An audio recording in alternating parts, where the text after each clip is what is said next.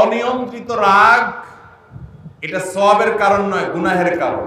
নিয়ন্ত্রণহীন রাগ এটা কিসের কারণ ভাই?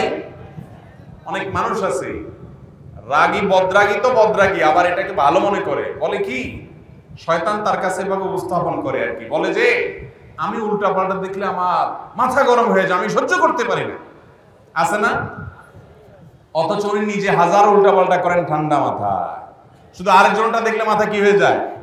গরম হয়ে যায়। ভালো করে শুনে রাখেন, যারা ধৈর্যশীল এই মানুষগুলোই মূলত জান্নাতে যাবে, কোন ধৈর্যহীন অধৈর্যশীল মানুষের জন্য জান্নাত না। আল্লাহ বলেছেন কোরআনে, ইন্নামা ইউওয়াফাস সাবিরুনা আজরাহুম বিগাইরি হিসাব, নিশ্চয়ই ধৈর্যশীলদেরকে যে বিনিময় দেওয়া হবে এটা কোনো হিসাব করে দেওয়া হবে না, হিসাব ছাড়া আল্লাহ তাআলা ধৈর্যশীলদেরকে বিনিময় দিবেন। ভাইরা আমার, এই জন্য মুখবিত হতে হলে ধৈর্যশীল হইতে হবে। এখন কথা হলো ভাই ধৈর্যশীল হব কিভাবে? কয়েকটা উপায় আছে। নাম্বার 1, আপনি নিজে ধৈর্যশীল মানুষদের সাথে থাকবেন যারা ঠান্ডা মাথায় চলাফেরা করে, অনেক বড় বড় বিষয়কে খুব সহজে ট্যাকেল দিয়ে ফেলে। মনে রাখবেন, রাগ আসলেই রাগ ঝেড়ে ফেলবেন না, একটু অপেক্ষা করবেন, তারপরে ঠান্ডা হওয়ার পরে ঝাড়বেন, তখন দেখবেন যে ব্যালেন্সের সাথে ঝাড়া হয়েছে, যতটুকু দেওয়া দরকার ততটুকু দেওয়া হয়েছে। এক সাহাবী এসে বলছে, ইয়া রাসূলুল্লাহ আমাকে একটু আপনি উপদেশ করেন। নবীজি বলছেন, লা তাগদাব, রাগ করবা না।